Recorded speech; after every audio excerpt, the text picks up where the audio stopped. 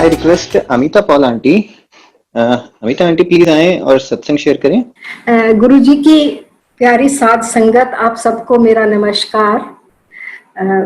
कुणाल जी का बहुत बहुत धन्यवाद कि उन्होंने आज मेरे को बोलने के लिए बताया, और मुझे पता चला कि हमारी संगत के लोग जूम के ऊपर भी अब मिल रहे हैं, क्योंकि मंदिर तो 6 महीने से करीब बंद है हमारा। तो मेरी गुरुजी के साथ एसोसिएशन गोज बैक टू 1998। मैं पहली बार गुरुजी को 1998 में मिली थी, और जब मैं पहली बार गुरुजी के पास गई तो तभी गुरुजी ने मेरे को बोला कि इधर आके मेरे पैरों च बैठ। तो मैं जाके चुपचाप बैठ गई। पहली बार गई थी, मन में बहुत सारे डाउट थे कि थोड़ा सा, क्योंकि इस तरह की बैकग्राउंड थी, इतनी ज़्यादा आस्था भी नहीं थी, और मन में ख्याल भी आता था कि गुरुजी के पास जाना चाहिए नहीं जाना चाहिए। पर मेरे को जाते ही इन्होंने कहा इधर आके बैठ। मैं गुरुजी के पास जाके बैठ गई, और आंखें बंद करके मैं चुपचाप बैठी हुई थी, ये सोचते हुए कि ये मैं कहाँ पे हूँ, कैसे हूँ, क्यों आई हूँ। और गुरुजी को शायद पता होगा, तो गुरुजी ने मेरे को चाय पिलाई, समोसा खिलाया, हलवा खिलाया, और फिर कहते हले बैठी रहे, तो लंगर खिलाया, और उसके बाद कहते जा, तो फिर आ जाइए। अब मैं घर तो आ गई, पर मैंने कहा कि आज कोई इतना जबरदस्त मेरे को एक्सपीरियंस तो नहीं हुआ है। पर 2-3 दिन के बाद मेरे को बड़ी खींच पड़ी कि मैं फिर से गुरुजी के चरणों में जाऊं। तो मेरी सहेली जो मेरे को वहां लेके गई थी, मैंने उसको फिर से फोन करा। मैंने कहा मेरे को पिक करो, मैं फिर से जाऊंगी, गुरुजी के जाना है मुझे। उस दिन जब मैं गई, तो जब मैं गुरुजी के चरणों में बैठी थी, तो बैठे बैठे मैंने देखा कि मेरे अंदर एक आस्था का जन्म अपने आप होने लग गया।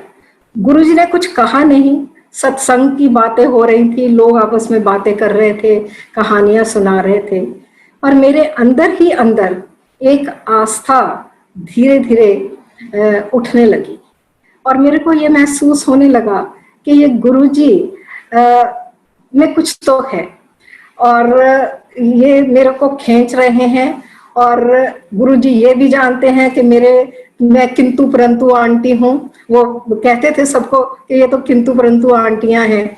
तो मैंने कहा मेरे मन में है, गुरुजी ने कहा तो नहीं, पर मेरे मन में डाउट्स हैं, गुरुजी को ये भी पता है। पर फिर भी एक आस्था धीरे धीरे मेरे मन में उठने लगी, और मैंने हफ्ते में 1 बार 2 बार जाना शुरू करा।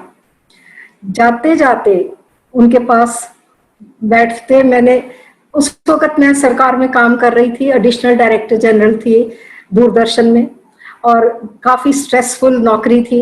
स्पोर्ट्स चैनल देखती थी और डीडी इंडिया चैनल्स देखती थी, तो दुनिया भर की परेशानियां होती हैं मीडिया की, तो स्ट्रेस था। मेरे हस्बैंड भी उस वक्त पोस्टेड थे एज आईजीपी अरुणाचल। तो पर फिर भी मैं देखती थी कि जितनी देर मैं गुरुजी के पास आके बैठती थी, मेरी टेंशन बिल्कुल खत्म हो जाती थी। मेरे को सब भूल जाता था कि आज दफ्तर में क्या परेशानियां हैं, मेरे सेहत की क्या परेशानियां हैं, घर की क्या परेशानियां हैं, वो उन 2-3 घंटों के लिए बिल्कुल मेरे माइंड से निकल जाती थी। इसलिए मैंने रेगुलरली गुरुजी के पास हफ्ते में 2 दिन जाना शुरू करा।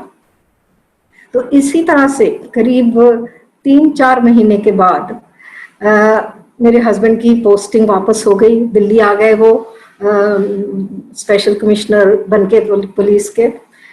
तो गुरुजी के पास तब मैं रात को 12, 1, 2 बजे तक बैठती थी।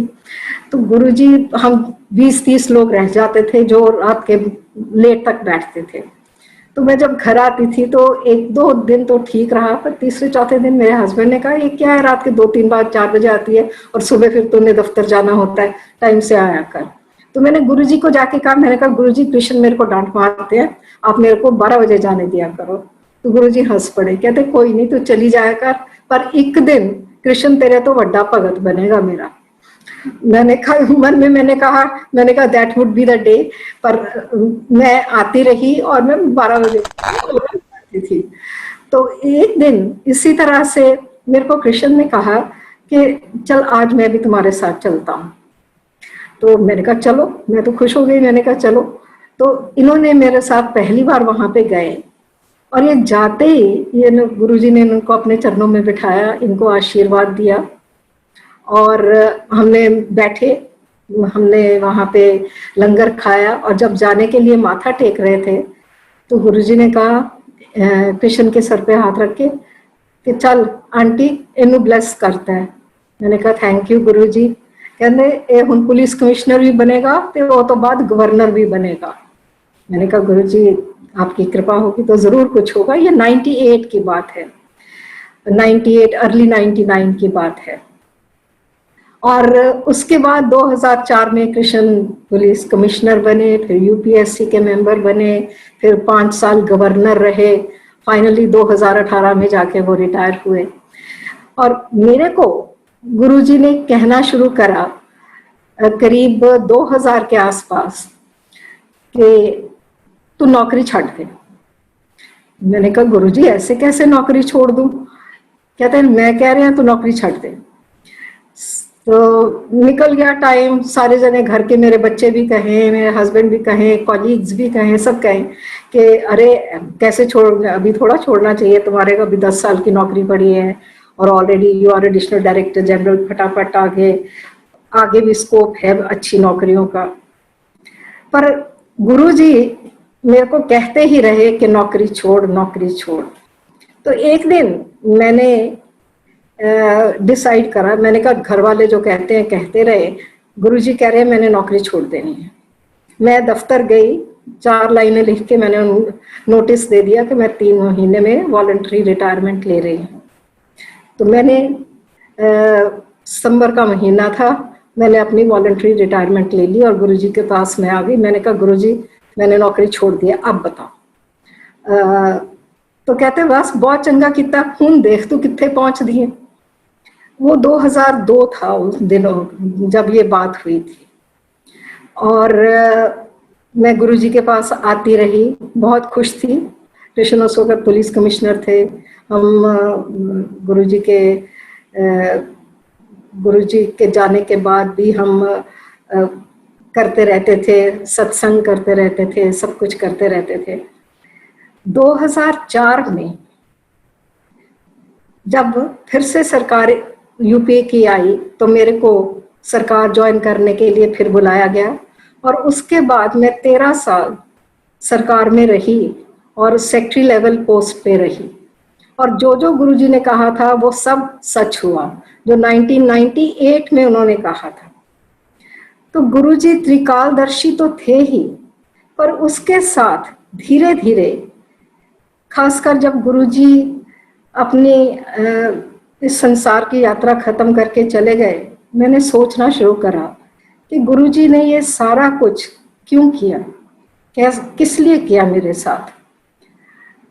तो मेरे को समझ आने लगा कि ये सारी तैयारी थी, ये तैयारी थी फॉर द जर्नी अहेड, गुरुजी को समझने के लिए कि किस तरह से गुरुजी एक अवतारी पुरुष थे और इस संसार के जो प्रॉब्लम्स हैं उनको देखते हुए उन्होंने अपना ये रूप लिया था। ये कुछ महीने पहले ही मेरे को एक दिन ख्याल आया, मैं हमेशा जब बड़े मंदिर जाती थी तो मैं देखती थी कि वहां पे बाल रूप है शिवजी का। आपने कहीं नहीं देखा होगा कि शिवजी को बाल रूप में इंटरप्रेट करा हो, उनकी मूर्ति बाल रूप में हो। और मैं बहुत सोचती थी कि गुरुजी के यहाँ पे बाल रूप में क्यों है ये मूर्ति शिवजी महाराज की।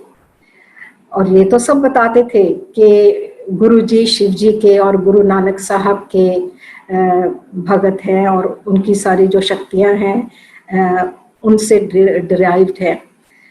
पर मेरे को करीब 6-8 महीने पहले मैं एक दिन बैठी थी ध्यान लगा के गुरुजी के स्वरूप के सामने, तो मुझे ख्याल आया कि ये जो बाल स्वरूप है शिवजी का, वो क्यों रखा गया था वहां पे, गुरुजी उसके साथ आइडेंटिफाई क्यों करते थे।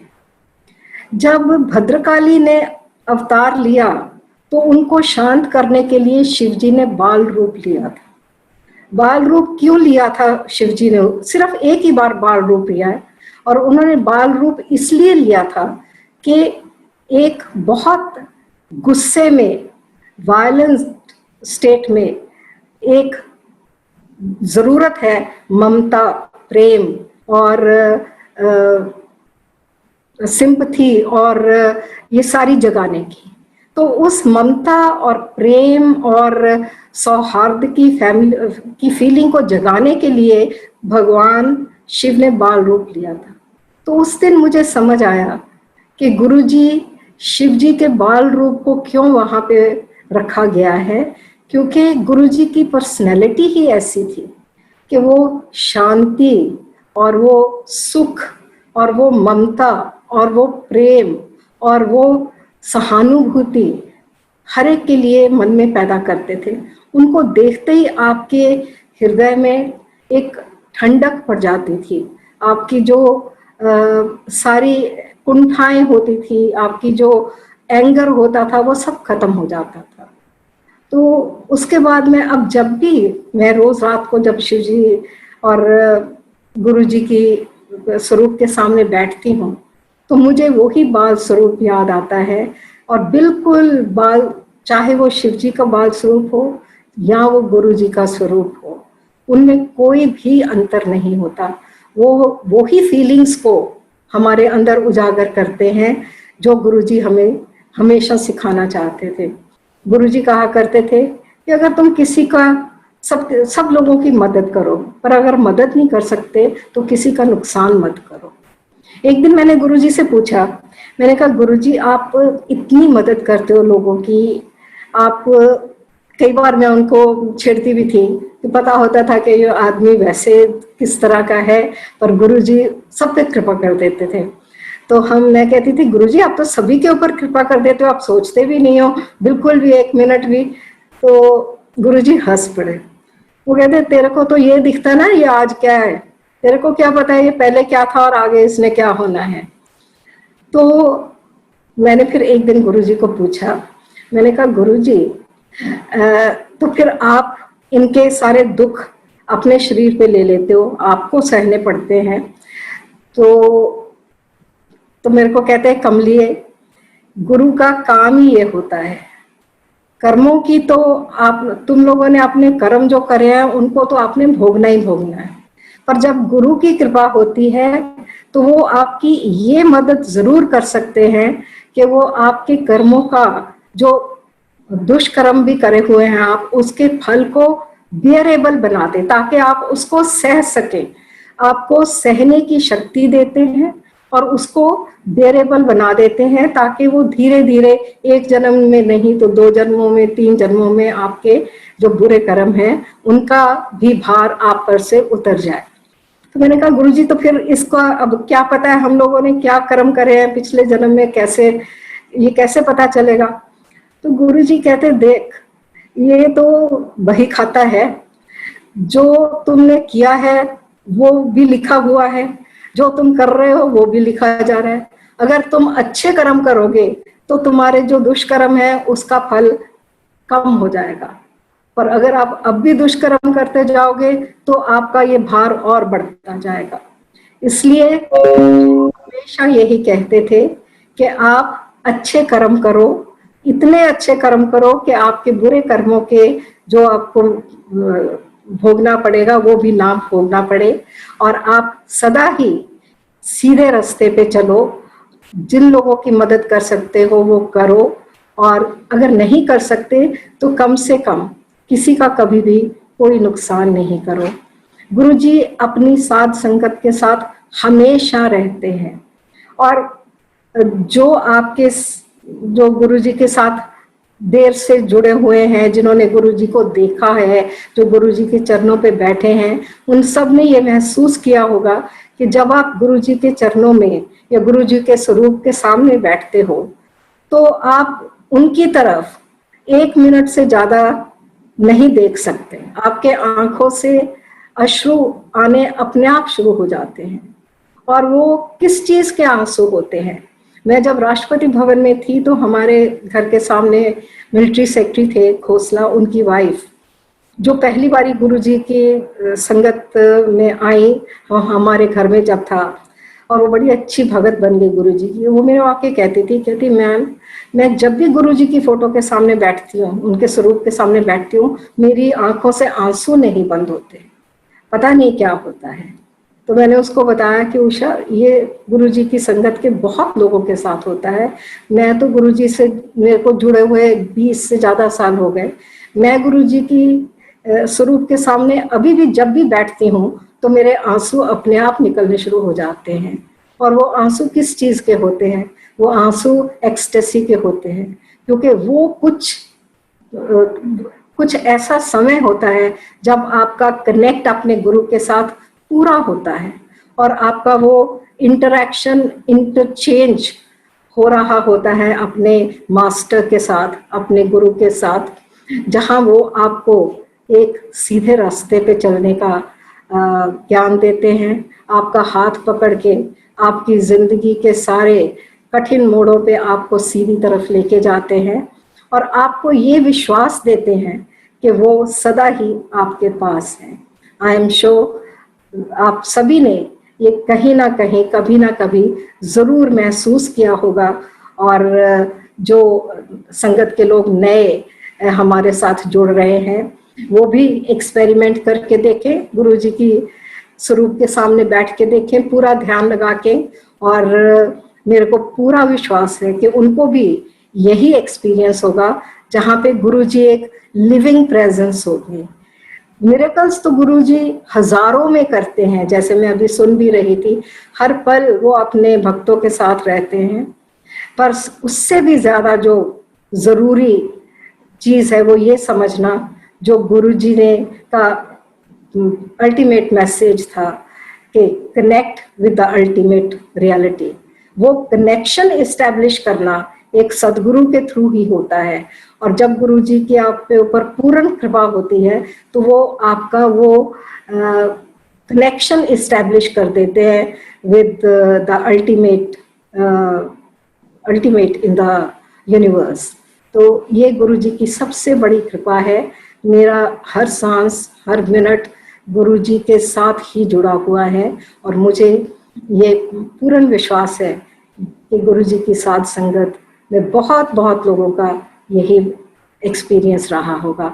आप सबके साथ बात करके बहुत अच्छा लगा। जय गुरु जी। Next I request Usha Singh aunty. Usha aunty please आए और सत्संग शेयर करें। गुरु जी की पुस्तक करना, गुरु जी के बारे में शेयर करना, अपने एक्सपीरियंसेस, सबसे ज्यादा वो सुखमय पल होता है मेरे लिए।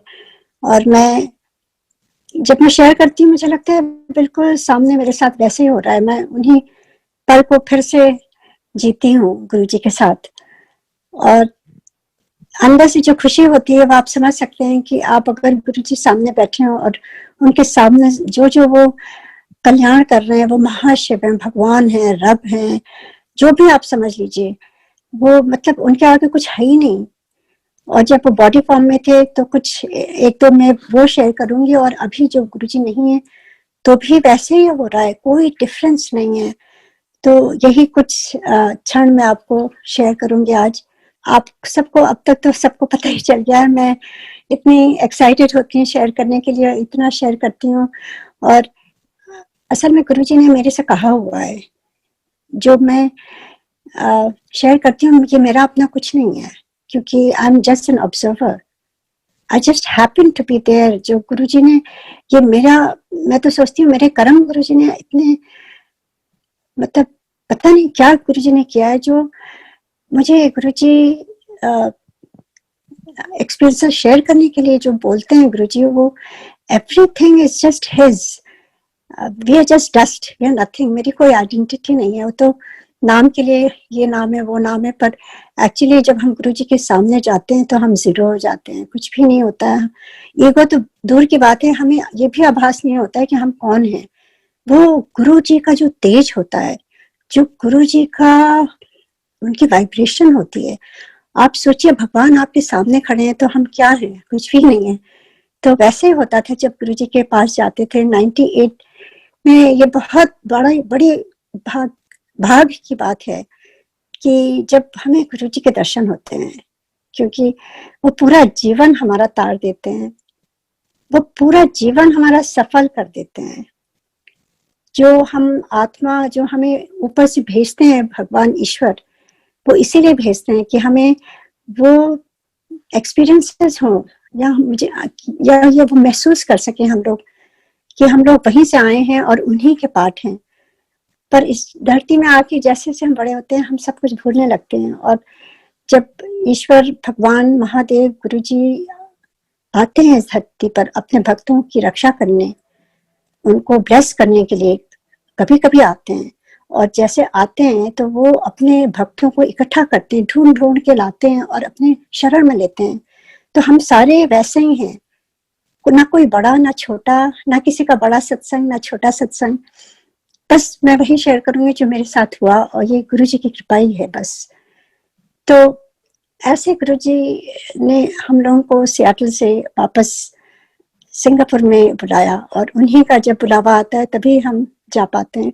हम ये ना सोचे कि हम चले गए, हमने ये किया, वो सब कुछ भी नहीं है। सारा कुछ वो ईश्वर जब चाहता है, जब हमारे कर्म मेरे ख्याल से उनके हिसाब से जो ठीक लगता है कि इस समय हम उनको समझ पाएंगे।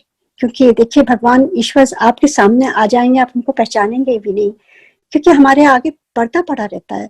तो मुझे हमेशा यही महसूस होता है कि जब गुरु जी चाहते थे कि हम उनको समझें या उनकी बातों को एक सेंटेंस में जो कहते थे, अगर उसको हमने कैच कर लिया तो हमारा मंत्र हो जाता था वो। तो ऐसे गुरु जी ने सियाटल से जब टाइम आया तो सिंगापुर भेजा, नहीं तो इम्पॉसिबल है कि इतने सालों के बाद यहाँ जड़ें मजबूत हो जाती हैं। किस तरह से यहाँ से उखाड़ करके गुरु जी ने वहां भेजा, और कैसे वहां से फिर किस तरह से दिल्ली में किस तरह से हम जाते थे, और हमारे चाचा जी के थ्रू माध्यम बने वो हमें भगवान के दर्शन कराए उन्होंने। तो इस तरह से हमारी जर्नी शुरू हुई, और मैंने काफी शेयर किया, वो मैं दोबारा नहीं शेयर करूंगी, पर कुछ कुछ पल जो मेरे दिल के बहुत करीब हैं। और मुझे पता चल गया था कि गुरुजी कोई ऐसे गुरु नहीं है। गुरुजी तो क्योंकि उन्होंने बताया था, ऐसे नहीं कि मैं अपने आप से पहचान गई गुरुजी को। ये बात सही है, जैसे अभी पॉल आंटी ने कहा है कि आप जब गुरुजी को, मुझे याद है पॉल आंटी जब वहां आती थी और इतनी श्रद्धा से बैठती थी, और वो प्रेसिडेंट्स हाउस में उन्होंने जो ब्यूटीफुल सत्संग कराए, उसमें एक बार मुझे भी मौका मिला। आई एम सो फॉर्चुनेट कि मैं भी वहां पर थी, और इतना अच्छा वातावरण लग रहा था वहां पर। तो ऐसे गुरुजी जब बुलाते हैं और आप जब उनके सामने उनको आप देखते हो तो खाली आंसू आते हैं आपके, और मेरे साथ भी ऐसे ही था। और कई कई बार जब मैं जाती थी तो सोच के जाती थी, इस बार मैं रोऊंगी नहीं, मैं आंखें खोली रखूंगी, क्योंकि मुझे गुरुजी के दर्शन करने हैं, सोच के जाती थी। पर मैं जब वहां जाती थी तो मुझे पता ही नहीं चलता था, मेरी आंखें हमेशा नम रहती थी और मैं रोती रहती थी। और मेरे आसपास के लोग हमेशा सोचते थे इसको कोई प्रॉब्लम है। मुझे याद है मेरी सिस्टर हमेशा क्लिनिक्स का एक बॉक्स ले जाती थी और धीरे धीरे मुझे पास करती थी, क्योंकि वो पल आपको आभास नहीं होता कि आप कहाँ हैं, किसके साथ बैठे हैं, या लोग क्या कहेंगे, ये है वो है, या लोग हंसेंगे आपके ऊपर, ये है वो है, कुछ भी नहीं है, क्योंकि आपकी बॉडी होती ही नहीं थी वहां पर। आपकी खाली सोल वहां पे परमात्मा, आपकी आत्मा परमात्मा से जुड़ने के लिए वहां बैठी है, विच इज नथिंग, एक डस्ट पार्टिकल भी नहीं थे हम लोग वहां पर। ऐसा महसूस होता था। और गुरुजी का तेज जो है वो सूर्य, मतलब मिलियंस ऑफ सूर्य एक साथ हो, इतना तेज गुरुजी का कि आंखें नहीं टिकती थी। आप बिल्कुल सही कहा उन्होंने, एक पल उनको देखते थे आंखें एकदम बंद हो जाती थी। या तो गुरुजी के तेज से, या हमारे अंदर जो विकार है वो खत्म होने लगते थे, और हमें इतनी शांति और इतना सुख मिलता था कि हम आंखें बंद करके वो पल अंदर ही अंदर अपने भीतर महसूस करते थे, और वर्ड्स के कोई मायने ही नहीं रहते थे। जरा सा भी किसी से कोई बात करने की इच्छा ही नहीं होती थी। तो ये गुरुजी का, इस तरह का गुरुजी का जो अट्रैक्शन था, या गुरुजी का जो प्रभाव था, और या गुरुजी का जो इतना औरा था उनका डिवाइन, उसके बारे में बस मैं ये बताना चाहती हूँ कि ऐसे ही चलता रहा। और एक बार मैंने सोचा था मैं ये बात गुरु से पूछूंगी या गुरु जी जब चाहेंगे मैं ये बताऊंगी, ये अगर मुझे मौका मिला। पर कई बार आंखें खोलती नहीं थी, आंखें या तो बंद रहती थी या आंखों में आंसू भरे रहते थे। और वो 4 दिन थर्सडे लेके संडे होता था और हम वापस चले आते थे। और मैं जब वापस आती थी मैं सोचती थी अरे मैंने तो गुरु जी के दर्शन ही नहीं करे। और मुझे बहुत ही बुरा लगता था कि मैं गई और मैंने गुरु जी को देखा ही नहीं बस। तो ये आपकी आंखों से गुरु जी को आप नहीं देख सकते हैं, आप खाली दिल से महसूस कर सकते थे। और ऐसे ही हमारा चलता रहा इस तरह का आना जाना सिंगापुर से। और गुरुजी से समझ में आ गया था क्योंकि गुरुजी ने इतने एक्सपीरियंसेस दे दिए थे और बता दिया था कि वो सर्वव्यापी हैं और सब कुछ उनको मालूम है। वो सिंगापुर में भी वही एक्सपीरियंस देते थे, वही फ्रेग्रेंस, सब कुछ। और जब हम वापस जाते थे गुरुजी सब कुछ बता देते थे, हम लोगों ने क्या क्या किया, कहाँ कहाँ गए थे हम लोग। तो हिज ओनली प्रेजेंस, उनको ये भी सब कुछ उनको मालूम है। और उनके हमारे दिमाग में क्या चलता रहता था, हम रास्ते में क्या बातें करके आ रहे हैं वो भी बता देते थे। या दिन में हम कहाँ गए थे, क्या किया, कहाँ, सारा कुछ। मतलब उन्होंने ऐसे ऐसे एक्सपीरियंस दिए कि हमारी आंखें खुल जाती थी। तब पता गुरुजी ने हमें ज्ञान दे दिया था कि वो नॉर्मल ऐसे गुरु नहीं है, ही इज डिवाइन। और किस तरह से, जैसे मैंने बताया, किस तरह से उन्होंने लाइफ दी मेरे हस्बैंड को 2 बार, मेरे बेटी का एस्मा ठीक किया, मेरी तीनों बेटियों की शादियां करें, कैसे कैसे एडमिशन कराए, उनकी पढ़ाई लिखाई, मेरे बेटे का पैर कैसे किया। मतलब आप दिस वाज जस्ट इम्पॉसिबल। किस तरह से मेरी बीच वाली बेटी के पैलेट में जो होल था उसकी बहुत बड़ी सर्जरी होनी थी, किस तरह से गुरुजी ने बस कहा दसांगे, और किस तरह से गुरुजी कहा नहीं सर्जरी की लोड़ नहीं है। और किस तरह से जब वो वापस गई, जब उसने देखा तो वो होल अपने आप पैच हो गया था। ये कौन कर सकता है, ये गुरुजी कर सकते हैं। और गुरुजी को क्या माने, हम भगवान ही मान सकते हैं, क्योंकि इतना एक्सपीरियंस। और खाली मेरे एक्सपीरियंसेस नहीं, अभी हम सुनते हैं कितने कितने एक्सपीरियंसेस होते हैं। गुरुजी तो वो सूर्य के समान है और हम सब जैसे सूर्यमुखी फूल होते हैं, सनफ्लावर्स होते हैं। हम सारी संगत गुरुजी की तरफ ऐसे जुड़े रहते हैं, देखते रहते हैं और महसूस करते हैं कि जो है ये सूर्य खाली मेरे लिए ही है। तो ऐसे हम सारे, हम सबके सत्संग इतने ब्यूटीफुल हैं। तो मेरे सत्संग जो थे मैंने काफी शेयर किया है। बस ये कुछ पल क्षण में ये इसका आपको बताना चाहती हूँ कि मेरे मन में गुरुजी के साथ मैक्सिमम टाइम मैं स्पेंड करना चाहती थी, मैं वापस नहीं जाना चाहती थी। और गुरुजी ने बता दिया था कि हमें अपने रिस्पॉन्सिबिलिटीज पूरी करनी है और जो है घर में रह करके ही हम गुरुजी से जुड़ सकते हैं, हमको कुछ भी नहीं छोड़ना है। और जितना हम अपने बड़ों की सेवा करें, बच्चों की, अपने घर गृहस्थी को प्यार से संभाल के रखें, उससे बढ़ के गुरुजी कभी खुश नहीं होते थे। उसी से खुशी मिलती थी गुरुजी को भी, वो बहुत ज्यादा खुश होते थे। एक माँ अगर बच्चे को प्यार से पाल करके उसको बड़ा बनाए और सही रास्ता दिखाए, गुरुजी से जोड़े, उससे बढ़ के है ही नहीं है।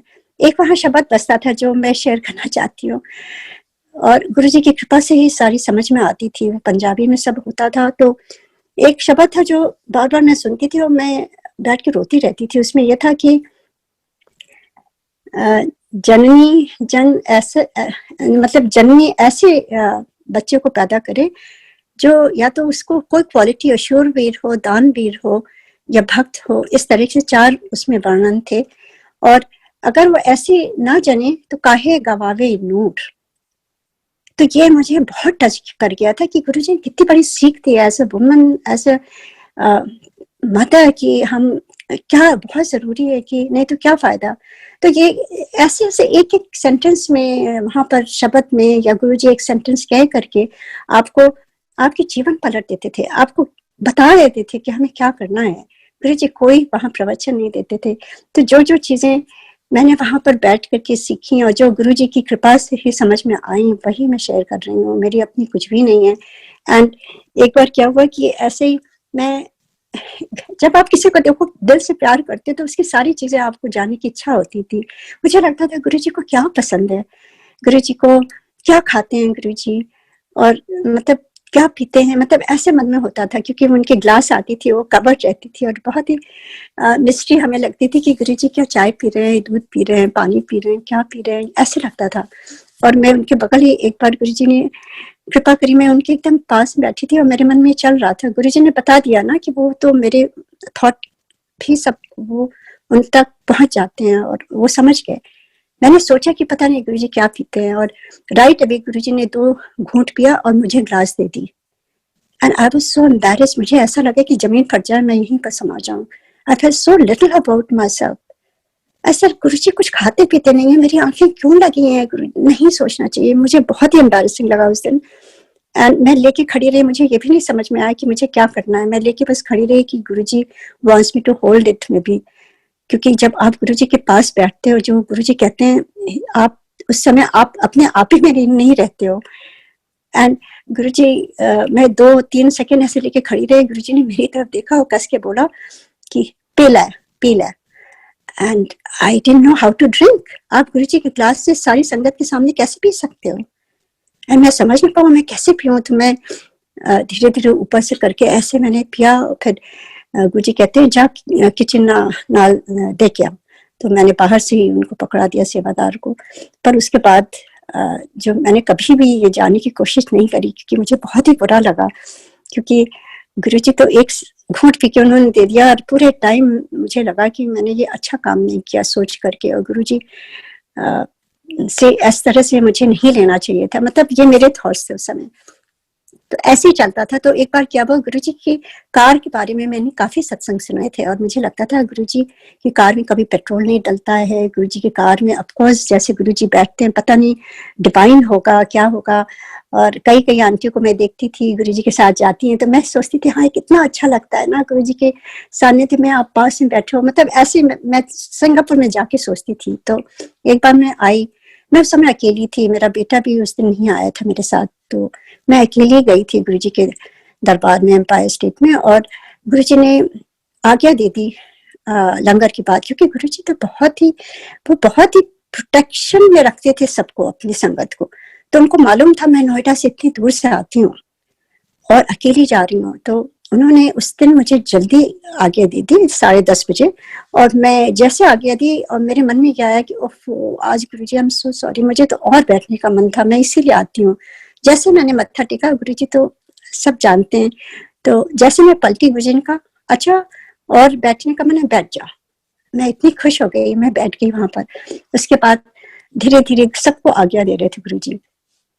काफी संगत चली गई थी, मुश्किल से 10 लोग बचे हुए थे।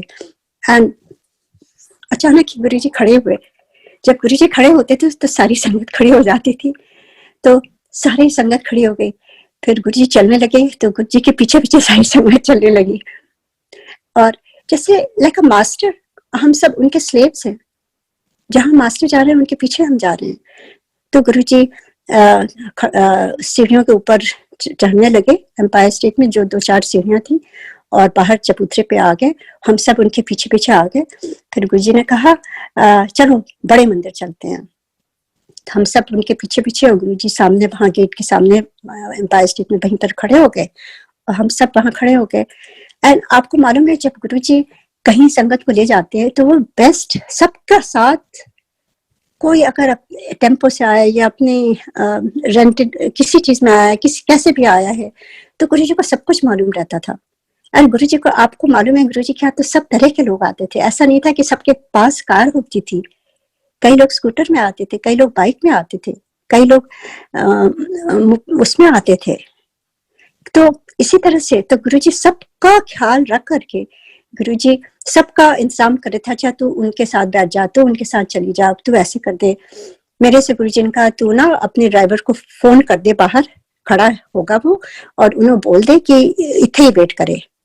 सो I call my driver ji and I told him, so he was waiting there. फिर गुरुजी ने कहा, सबका इंतजाम कर रहे थे। एंड में खाली गुरुजी बचे थे और एक आंटी, सुखमनी आंटी की जो मदर है, सुखी आंटी जो पंजाब की हैं, वो थी और मैं थी, और सबका इंतजाम कर दिया था उन्होंने। और अचानक ही गुरुजी ने अपनी कार मंगवाई। मैंने सोचा कि लगता है मुझे गुरुजी कहेंगे तू आज इतने ही ठहर जा, और I was getting little bit nervous कि मुझे कहाँ जाना होगा, कार भी मेरी कह दी है रोकने के लिए। तो मैं थोड़ा एक्साइटेड हो रही थी कैसे क्या करना है गुरुजी। तो गुरुजी की कार लगवाई गुरुजी ने। एंड उसके बाद गुरुजी मेरे से कहते हैं चल मेरे साथ बैठ जा, आप सोच सकते हैं वो पल क्षण मेरे लिए इतना प्रेशियस, जैसे कोई मुझे खजाने से भी खजाना। अगर गुरुजी के सानिध्य में जो हम मेरे मन में चल रहा था, सोचती रहती थी मैं कि गुरुजी की कार कैसी होगी, मतलब एक एक इच्छा गुरुजी ने किस तरह से पूर्ण करी है, जिससे अब कोई इच्छा ही नहीं है मेरी, क्योंकि सब कुछ जो मैं चाहती थी गुरुजी ने सारी पूर्ण कर दी है।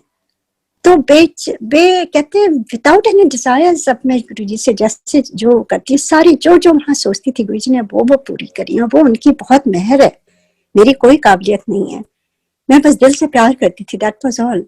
एंड जब गुरुजी बैठे हैं, सुखी आंटी, हम दोनों जन वहां बैठे हैं, एंड आप समझ नहीं सकते हैं कि मेरे खुशी का ठिकाना मैं उसको बयान नहीं कर सकती हूँ, ना उसको एक्सप्रेस कर सकती हूँ। Only I can feel it, मैं दिल से उसको महसूस कर सकती हूँ। गुरुजी का सानिध्य है, उनके साथ बैठना, और एम्पायर स्टेट से और वहां तक की जर्नी जो थी, मुझे ऐसा लग रहा था कि ये जर्नी कभी खत्म ही ना हो, मैं खत्म हो जाऊं और ऐसे चलता रहा, क्योंकि that is ultimate, this is the ultimate for me. और वो पूरे रास्ते इतनी सुगंध गुरुजी की पूरे कार में, and Guruji was very fond of music, आपको सबको मालूम है। तो गुरुजी तो ऑफ टाइम इतने अपने ड्राइवर भैया को काफी वो अच्छा, दो मुश्किल से 1 मिनट भी सुनते थे, फिर कहते हैं अच्छा ये चेंज कर दो, ये चेंज कर दो। सारे जितने भी जो गजलें और जिस तरह के गाने थे, सारे फोक सॉन्ग्स, वो सारे कुछ चलते रहे, पर मुझे कुछ भी नहीं याद है, बिकॉज मेरा पूरा अंतर्मन जैसे बस गुरुजी से जुड़ा हुआ था। एंड गुरुजी के पास बैठ करके वो पूरा टाइम मुझे ऐसा लगा था ये खत्म ही ना हो, ऐसे हम चलते जाएं, बड़े मंदिर आए ना। मैं बार बार ये मन में सोची थी ऐसे टाइम बीत जाए, बस दैट्स इट। वहां पहुंचे और गुरुजी उतरे, हम सारे उनके पीछे पीछे गए, और गुरुजी किस तरह से वहां उन्होंने वहां कमरे में बैठे बातें करी, काफी चीजें पूछी, काफी चीजें बताई। जो गुरुजी आपसे अगर कुछ बात करते हैं वो आपके लिए होता है, तो वो आपकी स्पेशल ब्लेसिंग होती है, जो गुरुजी आपको ही बताते हैं कुछ चीजें। और फिर उसके बाद गुरुजी ने जब आए अपने आसन में बैठे गुरुजी, और उन्होंने इतनी कहाँ से वो चीजें आती थी, लोग कहते हैं सचखंड का ये वो, मैंने तो उस दिन पूरा सचखंड का प्रसाद, इन द सेंस कि गरम गरम इमरतियां आ रही हैं, गरम गरम समोसे। It was like 2 o'clock in the morning, और उस समय कोई वहां आबादी नहीं होती थी, कोई शॉप्स नहीं होती थी, ना कोई वहां किचन में था, सारी संगत यहाँ बैठी हुई थी। और किस तरह से सारी चीजें आ रही हैं, और कहाँ से इतने गरम गरम, मतलब आई कांट टेल यू कि गुरुजी वाज द बेस्ट होस्ट। कौन सी चीज गुरुजी ने उस दिन नहीं खिलाई होगी। तो वो दिन जो है मैं कभी भी भूल नहीं सकती हूँ। मेरी जिंदगी का जो सबसे most precious day I would say, कि गुरुजी ने किस तरह से मेरे मन की अभिलाषा जो थी, मैं चाहती थी कैसे गुरुजी की कार होगी, क्या होगा, वो भी उन्होंने दिखा दिया। किस तरह से एक बार मैं शेयर कर चुकी हूँ, वो नहीं अब ज्यादा उस पर बताऊंगी। किस तरह से मेरी अंदर की इच्छा थी कि मैं गुरुजी के लिए कुछ करनी थी, किया नहीं, मैंने कोई सेवा नहीं करी। और एक बार मैंने जोशी आंटी से पूछा भी था, तो उन्होंने कहा आप उनसे पूछ लीजिए। और कैसे गुरुजी ने कहा, हंस के कहा, जा ऐश कर, कोई लोड नहीं है। तो मैं अपने को बहुत छोटा समझ रही थी कि मुझे तो सेवा का कोई मौका ही नहीं दिया गुरुजी ने, मैं इस काबिल ही नहीं हूँ अभी, और अपने को क्लीन करना है, अपना अंतर मन साफ करना है, तभी गुरुजी कुछ सेवा देंगे कभी। और उसके बाद से किस तरह से गुरुजी ने अपने कहा जल्दी आ जाना 5 बजे एक दिन, और अपने कमरे में गुरुजी ने किस तरह से सारी सेवा कराई। उनको किचन से जो लेके आना था, जो उनका चूल्हा करना था, जो उनके पैरों में उनके चरण, उनको उसमें उनके जो उनकी जूती होती है उसमें डालना था। और किस तरह से गुरुजी ने पूरा ओम की ध्वनि सुनाई मुझे, और पूरा दिखाया कि स्वर्ग क्या है। सो ये सारे एक्सपीरियंसेस गुरुजी पहले सब कुछ दे चुके हैं, एवरीथिंग बता चुके हैं। तो ऐसे एक्सपीरियंसेस इतने ब्यूटीफुल हैं। ये लास्ट में मैं बस ये शेयर करूंगी कि देखिए उस समय तो गुरुजी थे बॉडी फॉर्म में, तो ये सारे एक्सपीरियंसेस हुए। एंड उनके जाने के बाद मैं थोड़े एक्सपीरियंस शेयर करूंगी जो हमें बताते हैं कि गुरुजी कहीं नहीं गए। तो आप जितनी भी नई संगत है उनको बस मैं यही कहना चाहती हूँ कि बस हम गुरुजी को बॉडी फॉर्म में नहीं दे सकते हैं, पर वो गुरुजी हमेशा हैं। आप कभी नहीं सोचिएगा आपने उनको देखा नहीं, क्योंकि हम भी उनको आंखों से कभी नहीं देख पाते थे, महसूस ही कर पाते थे, क्योंकि इतना तेज था गुरुजी के चेहरे पर, हम नहीं देख पाते थे, बस आंखें बंद करके उनको महसूस करते थे। तो कोई डिफरेंस नहीं है। और अभी भी देखिए, बगैर देखे आप लोग कैसे जुड़े हैं और किस तरह से इतने ब्यूटीफुल आपके एक्सपीरियंसेस हो रहे हैं सारे कुछ।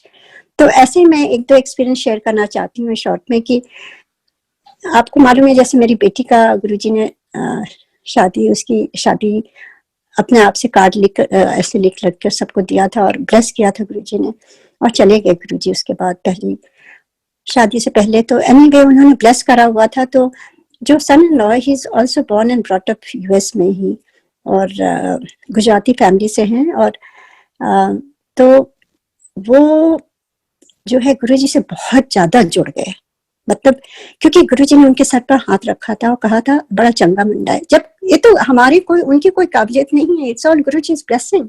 जिसके ऊपर सर में हाथ रख देते, जिसको कुछ कह देते हैं, वो हो जाता है, राइट? क्योंकि गुरुजी तो जो महावाक्य है, गुरुजी ने जो कह दिया वो हो गया। अगर मुझे पंजाबी नहीं आती थी, गुरुजी ने कहा तो पंजाबी सीख, तो वो हो गया ना, वो मेरी काबिलियत थोड़ी ना है कुछ, मुझे तो नहीं आती थी, गुरुजी ने कहा तो सिखा दिया उन्होंने, because he is God.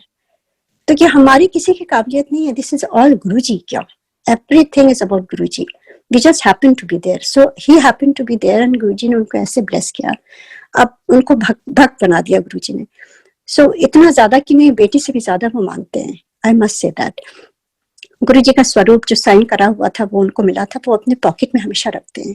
And he is a surgeon, तो जब भी वो सर्जरी करने जाते हैं, अपने जो स्क्रब्स पहनते हैं उसके पॉकेट में हमेशा रहता है गुरुजी की वो स्वरूप। तो एक बार वो सर्जरी कर रहे थे, वो रोबोटिक सर्जरी करते हैं, एंड सर्जरी कर रहे थे एंड पेशेंट का कुछ लिवर का कुछ कर रहे थे, बहुत लंबी सर्जरी थी 8 घंटे की, एंड वो एक आंख में कॉन्टैक्ट पहनते हैं। दिस इज जब गुरुजी लेफ्ट हिज चोला। सो यही डिफरेंस मैं बताना चाहती हूँ, कोई डिफरेंस नहीं है। तो अब वो जो है एक आंख में कॉन्टैक्ट पहनते हैं अचानक ही सर्जरी के दौरान, और रोबोटिक सर्जरी में you have to have 20/20 vision, क्योंकि आप उसके रोबोट के थ्रू सर्जरी करते हैं। एंड वो अचानक ही उनका एक कॉन्टैक्ट लेंस गिर गया, and all of a sudden he couldn't see much from the other I and he got nervous. तो ढूंढने लगे, वहां कुछ कहीं नहीं दिखा, तो छोटा सा होता है, कहाँ मिलेगा। एंड ही डिडंट हैव, इतना टाइम नहीं था कि वो जाएं अपने डेस्क पर और वहां से लेके आए दूसरा। और क्योंकि सर्जरी जब होती है, आपको मालूम है कितना complicated, you have the patient is opened up, anaesthesia ये है वो है। ही वाज वेरी नर्वस, बहुत देखा नहीं मिला। तो एनीवे वो बाथरूम गए झट से, वहां पर अपनी आंखें उन्होंने पानी से ऐसे धोई, एंड वो जो गुरुजी का स्वरूप था उसको बस हाथ में लेकर के कहा, गुरुजी please help me, somebody's life is in my hand. And जैसे उन्होंने कहा, अचानक ही एक आदमी आया और वो कहता है, hey buddy are you looking for this? वो छोटा सा कॉन्टैक्ट उनके हाथ में दे दिया। कहते मैं इतना घबराया हुआ था उस समय, मैंने देखा भी नहीं कौन है, मैं इतना खुश हुआ, मैंने झट से उसको स्टेलाइज किया और आंखों में लगा के राइट वे सर्जरी कंटिन्यू कर दी। और वो पूरी सर्जरी 8 घंटे की जैसे भी थी, पूरा खत्म हो गई, ब्यूटीफुली हो गया। जब सब हो गया, then he was little bit shocked कि बाथरूम में कौन यहाँ आया, क्योंकि it's sterilised area, nobody is allowed. और किसको मिला कैसे, जब मुझे नहीं मिला इतना छोटा सा वो कॉन्टैक्ट। एंड वो नर्सेस स्टेशन में गए, उन्होंने कहा कि कोई आया था क्या यहाँ पर? तो कहते नो डॉक्टर, यहाँ पे तो कोई अलाउड ही नहीं है, दिस इज सर्जरी प्लेस। तो कहते हैं वो कौन आया था? एनीवे वो बहुत सोचते रहे, एंड वो शाम को हमेशा संध्या जैसे करते हैं, दिया जलाते हैं, और गुरुजी का जरूर एक शब्द सुनकर के पूरी फैमिली बैठती है अभी भी। ये गुरुजी की कृपा है, एंड आई होप गुरुजी ऐसे ही ब्लेस कर रहे हो सारे। देखिए हमारा जीवन तो अब जितना भी है, जो भी बाकी है, जो भी है, सबसे बड़ी ब्लेसिंग गुरुजी की है कि गुरुजी की लेगेसी हम बच्चों को भी सिखाएं और उनके भी बच्चे फॉलो करें ना, क्योंकि गुरुजी ने इतनी ब्लेसिंग दी है कि हमें सारी जनरेशन चाहे उनको थैंक यू करते रहे, वो पूरा नहीं होगी। तो वो जब वहां ध्यान में बैठे थे, एकदम से उनको पूरी चीज गुरुजी ने सामने दिखा दी, और उन्हें पूरा महसूस कराया कि वो गुरुजी आए थे। And he started crying, and फिर he called us and said कि ऐसे ऐसे आज हुआ। तो ये हम कई बार सुन चुके हैं कि गुरुजी आ जाते हैं किसी फॉर्म में और हेल्प करते हैं, और किस तरह से उस दिन वो आए, उनको हेल्प किया उन्होंने, और किस तरह से वो जो पेशेंट था उसकी लाइफ बचाई। ये कौन कर सकता है? ये गुरुजी कर सकते हैं। एंड इट डजंट मैटर वो बॉडी में है कि नहीं है, इट डजंट मैटर। एक बार और ऐसे ही हुआ था, वो सर्जरी कर रहे थे और मैल फंक्शन हो गया उनका रोबोट, वो चल नहीं रहा था, तो वो बहुत परेशान थे। पेशेंट एनेस्थीसिया में था, and again he took Guruji's picture in his hand and he said, Guruji please help me. Then he told the nurses कि एक बार और चलाओ। कहते नहीं नहीं, हम ये खराब हो गया लगता है, दूसरा ले आएंगे। तो कहते नहीं, ट्राई वंस मोर। क्योंकि उन्होंने गुरुजी को अरदास करी, उनका स्वरूप छू के प्रे करा गुरुजी को, एंड जैसे ही उन्होंने प्रे किया और वो चल पड़ा अपने आप ही। ये कैसे हो सकता है? कौन करता है? ये कहाँ की शक्ति आती है? ये कोई भी किसी के बस में नहीं है, ये खाली गुरुजी के बस में। He is God. आप उनको दिल से प्यार करिए, दिल से अरदास करिए। मैं गारंटी कह सकती हूँ कि गुरुजी हमेशा आएंगे और सुनेंगे। बहुत बहुत चीजें ऐसी हुई हैं जो गुरुजी के जाने के बाद ज्यादा ये सब चीजें हो रही हैं, क्योंकि अब बॉडी में नहीं है गुरुजी। वो बॉडी में उस समय बाउंड थे, अपने बॉडी में बंधक थे गुरुजी, क्योंकि वो शरीर में आए थे और हम सब ने उनको इतने दुख दिए थे। अपने सारे जो बुरे कर्म थे, जो भी हमारी बीमारियां थी, सारी संगत ने उनको दे दी थी और वो सफर करते थे। तो he had to leave that body and उनको जाना था और कह गए थे गुरुजी कि मैं बंधा हुआ हूँ इस बॉडी से। Now he is beyond body. अब तो इतनी इतनी ब्लेसिंग्स हो रही है, इतनी ब्लेसिंग्स हो रही है सब जगह, जहां भी संगत हो रही है उनके अमेजिंग सत्संग है ऑल ओवर द वर्ल्ड। कहाँ नहीं है, एक एक जगह गुरुजी हैं। गुरुजी तो एक क्षण में कहां से कहां पहुंच जाते हैं और एक क्षण में आपको आकर के ऐसा सहला जाते हैं। एक ठंडी हवा के झोंके से गुरुजी आ जाते हैं, आपको टच कर जाते हैं। एक कोई मधुर शब्द बजता है, उसमें आप महसूस करते हैं गुरुजी को। एक कोई प्यार से आपका हाल चाल पूछता है, उसमें आप महसूस करते हैं गुरुजी को। कोई आपको दुख में आपको कंधा देते, उसमें गुरुजी। अब गुरुजी तो यही ऐसे ही मिलेंगे गुरुजी। और ऐसे हम भी ऐसे कोशिश करें कि हम गुरुजी की प्यारी संगत बने और सब भेदभाव मिटा करके, सब जो द्वेष और क्रोध और जो जेलसी और जो ये निंदा चुगली, ये सब, ये बहुत अच्छा टाइम है गुरुजी दे रहे हैं, जो हम अपनी अंतरात्मा को शुद्ध कर सकते हैं, शांत कर सकते हैं और क्लीन कर सकते हैं। और जब ये सब कुछ खुलेगा तो हम एकदम प्योर होके गुरुजी के दरबार में फिर पहुंचेंगे। वो पुराने हम नहीं रहेंगे, क्योंकि गुरुजी ने ये टाइम 5-6 महीने दिया है उन्होंने। हमारे अंदर जो चेंजेस ला रहे हैं गुरुजी, और कैसे ला रहे हैं, ये सत्संग सुन करके, ये शब्द बानी सुन करके, ये मंत्र जाप बड़े मंदिर का बैठ करके सुनने में, ये सब चीजें हमारी मैल धो रही हैं, हमारी आत्मा की मैल धो रही हैं। और हमको गुरुजी एकदम निखार रहे हैं एक फूल की तरह। हम सारे गुरुजी के चरणों में ऐसे ही बैठेंगे जब दरबार खुलेगा गुरुजी का, और तब तक ऐसे ही गुरुजी मौका देते रहे, और ऐसे ही हम सारी संगत जुड़े रहें और सुनते रहें और सुनाते रहें, और एक दूसरे को आपस में ही अच्छी अच्छी अरदास करते रहें कि सबके घर में गुरुजी बरकत दें, तंदुरुस्ती दें। ये टाइम में गुरुजी सबको हिम्मत दें, जिनके जिनके घर में प्रॉब्लम्स हैं गुरुजी उनको हिम्मत देके उनको अच्छे कर्म कराएं, अच्छी सोच दें। और इसी से मैं अपना सत्संग यहीं पर आज खत्म करूंगी। जय गुरुजी, थैंक यू गुरुजी, जय गुरुजी।